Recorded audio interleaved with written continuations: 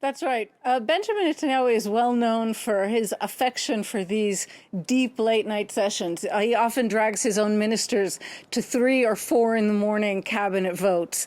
But this time it does seem as if there's some substance underway, that Donald Trump really has decided that this is it and that he wants this war to end. And Donald Trump seems to be the only person who can compel Netanyahu to accept a deal which in many ways contradicts every single thing that Netanyahu has promised that same cabinet meeting. So we have to see how this goes. I just want to follow up to what Ketevan said. The White House unilaterally announced that there will be a press conference after their meeting. It amuses me just because Netanyahu does almost anything feasible to avoid the press. In this respect, he is very different from Donald Trump. He hasn't had any encounters with the Israeli press during this entire trip to the United States, and he didn't even let them for the first time on his plane. So I found it interesting that the White House simply announced there would be a double presser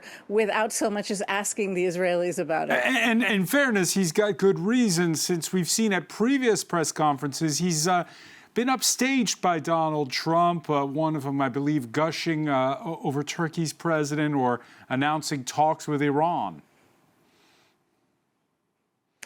Right. Turkish President Erdogan, who often compares Netanyahu to Hitler, and he announced talks to Iran, which has been anathema to Israel for the entire period of almost 20 years that Netanyahu has been in power. So Trump does seem to enjoy these kind of moments of upstaging Netanyahu in front of the press.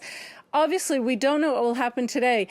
We do know that Donald Trump and the White House very, very much want to announce something today. They want it to be declarative. The Israelis, while expressing optimism, have been a lot more reticent and have made it clear, at least until last night, that there still were points under discussion.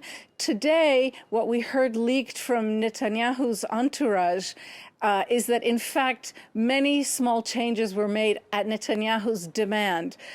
To me, this sounds like a bit of spin, and as far as I know, the 21 points in Trump's plan that are somewhat declarative and idealistic points. They don't discuss all of the nitty-gritty and all the details. But to my understanding, none of these points have shifted or changed.